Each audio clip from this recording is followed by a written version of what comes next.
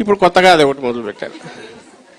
ఎన్నికలకు ముందు నేను సంపద సృష్టించి మీకు అందరికి ఇస్తాను అన్నాడు.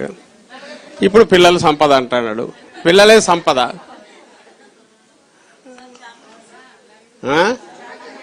ఏమా సో దీనికి సంబంధించినంత వరకు ఈయన నేనేమవుతున్నా జోకర్ అయితే అనుకోను, కావాలని ఒక జోక్లో సమాషా కన్నట్టు అన్నది వెనక ఒక క్రూరమైన విషయం ఉంది. ఇప్పుడు ఈరోజు అందుకే చంద్రబాబు మోసం చేశాడంటే చంద్రబాబు మోసం కాక ఏం చేస్తాడని అనుకొని అడ్జస్ట్ అవుతారనే రోజు దీనికి వచ్చేసింది సిచ్యువేషన్. రాజకీయం అంటే ఇట్లా ఉంటుంది కదా, లేకపోతే అది ఆయన తప్పు, జగన్మోహన్ రెడ్డి గారి తప్పు. అలాగే చంద్రబాబు నాయుడు మోసం కాక ఏం చేస్తాడు, చంద్రబాబు నాయుడు అబద్ధం కాక ఏమాడతాడు, మీరు మీ పిచ్చి కానీ మీరు ఎక్స్పెక్టేషన్స్ ఏంటి అని అనుకున్నా ఆయనకు పర్లేదు, తాను దాటేస్తే చాలా, ఆ రోజుకి అది అయిపోతే చాలు. ఇప్పుడు 2 ఏళ్ళు అయిన సందర్భంగా ఆయన చెప్పిన కొత్తది ఏదంటే 47, 67 అయిపోయింది. ఇప్పుడు అర్జెంటుగా అందరూ పిల్లలు కానండి, పిల్లలే మన సంపద, ఇదిగో నేను సంపద ఇచ్చేసాను కదా మీకు అనేది అంటున్నాడు. అది ప్రజలకు చెప్పే బదులు సీరియస్ ఇష్యూ చాలామంది కొంతమంది సీరియస్గా రియాక్ట్ అవుతున్నారు. పిల్లలు కానీ యంత్రాలు కాదు కదా ఇవన్నీ, అసలు అంత కూడా కావాల్సిన, ఆ మనిషికి కావాల్సిన, అసలు ఆయనకు అంత ఉంటే ఆయన ఇంట్లో చేయొచ్చు ఆ పని, ఇన్స్టెడ్ ఆఫ్ దీనికి ఇదే బదులు. సరే ఆయన అంటే వయసు అయిపోయింది, పెద్దాళ్ళు అయిపోయారు. లోకేష్ ఉన్నాడు, వాళ్ళ తాత ఆయన ఎన్టీ రామారావు గారు అప్పట్లో నడిచారు, పెద్ద కుటుంబం. వాళ్ళ మామ ఆయన బాలకృష్ణ గారు కూడా ఏదో సినిమా కూడా చేసినట్టున్నారు, పిల్లల అవసరమని, తాతమ్మలో సంథింగ్, నాకు చిన్నప్పుడు చూసాను గుర్తులేదు.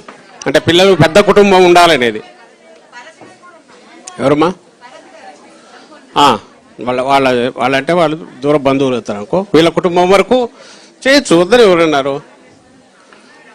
బట్ ఒక చీఫ్ మినిస్టర్ వచ్చి ఇంత క్యాజువల్గా అనడం ఏంది, దాని మీద ఓ డిబేట్లు డిస్కషన్లు నడవడం ఏంది, పాపులేషన్ గురించి ఈరోజు ఏంది సౌత్ నార్త్ ఏదో వచ్చింది, దీనికి లంక ఏంది. ఇప్పుడేమది ఓవర్ నైట్ కావడమా, అయిన తర్వాత నువ్వేం చేస్తావు అనేది, లేకపోతే ఉన్నవన్నీ పీకేసావు, ఫ్రీ ఎడ్యుకేషను, మంచి ఇదో హాస్పిటల్సో ఫెసిలిటీసో స్కూల్స్ గవర్నమెంట్ సపోర్ట్ కంప్లీట్ పీకేసావు ఒక పక్క. పోనీ ఇవన్నీ బాగా పనిచేస్తే కుటుంబం పెద్దదైతే దానివల్ల ఉండే అడ్వాంటేజెస్ ఆయన పెద్ద ఆయన చెప్తున్నాడు అనుకోవచ్చు. ఉన్నవన్నీ పీకేసావు నువ్వు, కార్పొరేట్ మొత్తం దీనికి చేసేసావు, ప్రైవేటైజ్ చేసేస్తావు. ఇంకో పక్క 30,000 ఇస్తాడంట, 30,000 40,000 ఇచ్చేది ఆయన. ఈ నెలకు 1,500 ఏమైందో తెలియదు.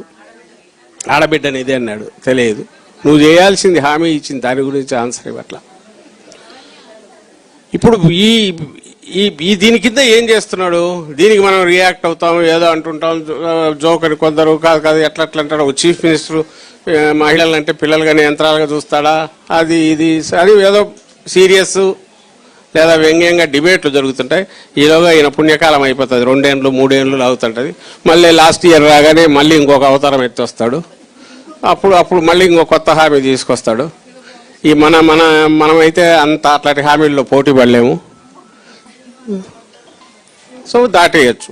దాటలేదనుకో ఓ 5 ఏళ్ళు, నెక్స్ట్ 5 ఏళ్ళకి రెడీ అవుతాం. ఎందుకంటే మొత్తం ఈసారి స్టేట్ని పిండినాడు, పిండి అసలు ఇక్కడ ఒక్కచోట ఈ పక్కనే, మన పక్కనే నాకు తెలిసి ఈసారి 1,00,000 కోట్లు ఎంతో ఇప్పటికే నెక్స్ట్ ఎలక్షన్లకి 2 లక్షల కోట్లు తీసుకొస్తే దాంట్లో 1,00,000 కోట్లు 1,50,000 కోట్లు మింగేస్తే ఇంకా మిగిలిందంతా చిల్లర బోనస్, మార్నింగ్ బ్రేక్ఫాస్టు, దాంట్లో సాంబార్ కొంత ఇది కొంత వేసుకున్నట్టు కింద వాళ్ళ తమ్ముళ్ళు తీసుకుంటే. సో మన రాష్ట్రం చేసే అప్పు, ఇంకా పక్కన సహజ వనరులు ఏముంటే మైనింగ్ కానీ ఇంకా మిగిలినవన్నీ కొట్టేస్తే ఇంకా నెక్స్ట్ ఎలక్షన్లకు ఒకరు పోతే 5 years తర్వాత మళ్ళీ రావచ్చు. డబ్బుతో కాందే ఉంది. ఇది ఒక మాఫియా ముఠా. అది మాఫియాకు అధికారం వస్తే ఎట్లుంటుంది ముఠా కంటే, అదిగో ఇక్కడ కనపడుతుంది. మనం ఎక్కడనో దక్షిణ అమెరికాలోనో మాఫియా ముఠాలు ఉన్నాయి, అండర్ వరల్డ్ ఉంటాయి. ఆయన ఎవరో గల్ఫ్లో ఉండే ఒకడు, ఇంకో దగ్గర ఎవరో ఉంటాడు. వాళ్ళది అవంతా ఒక అండర్ వరల్డ్, ఒక ప్యారలల్ చీకటి సామ్రాజ్యం, దానికి వాళ్ళ అధిపతులు. ఆ చీకటి సామ్రాజ్యాధిపతే రాజ్యాంగ అధిపతి కూడా అయితే స్టేట్ హెడ్ అయితే ఎట్లుంటుందంటే ఇదిగో మన దగ్గర చూస్తాను.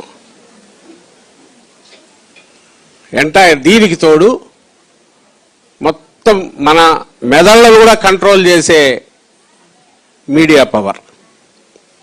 పొద్దున్న లేస్తే నేను ఈ తెల్ల చొక్క అంటే నాకే అనుమానం వచ్చేట్టు నల్లదంటే అవునే నల్లదేమో అనుకొని ఆ బ్రాహ్మణుడు ఏదో మేక కథ ఉంది కదా, నల్ల మేక అనో ఏదో అంటే అది పోతే కుక్క అంటే 3 సార్లు అంటే ఏదో ఉన్నట్టు నేను వదిలేసిపోతాడని మేకని తీసుకుపోతా. అప్పుడు చిన్నప్పుడు చదువుకునేప్పుడు ఎంత అట్లుంటారా మనుషులు అనుకున్నాం. అట్లా మనుషులు తయారు చేయొచ్చు అనేది మన ఈరోజు చంద్రబాబు నాయుడు గారు రుజువు చేస్తున్నారు. కాబట్టి ఆ రకంగా డూబియస్ క్రెడిట్ అంటారు అలాంటిది ఆయనకు ప్రపంచ స్థాయిలోనే. ఇంతకుముందు గోబెల్స్ అనేవాళ్ళు, గోబెల్స్ అనేవాడు ప్రచారానికి మాత్రమే, అలాంటి 1,00,000 గోబెల్స్. మనకు తెలిసిన మారీచులు 1,00,000 మంది, మాఫియా ఇంటర్నెట్. ఆయన మనకు ఈయన పెడతాడు ఎస్కోబార్ అని. ఆయన ఎస్కోబార్ కాదు, ఎస్కోబార్లకు 1,00,000 మంది ఎస్కోబార్లు, 1,00,000 మంది దావూద్ ఇబ్రహంలు ఆలోచనల్లో. ఈయన తుపాకీ పట్టుకోలేకపోవచ్చు, కాల్చకపోవచ్చు, లేదా అలాంటి చేయలేదు, కానీ అలాంటి ఆలోచనలు ఉండేవాడు. అందుకని ఎప్పుడు అంటుంటా వికృతమైన ఆలోచనలు. మళ్ళీ దానికంటే ఏదో సంకర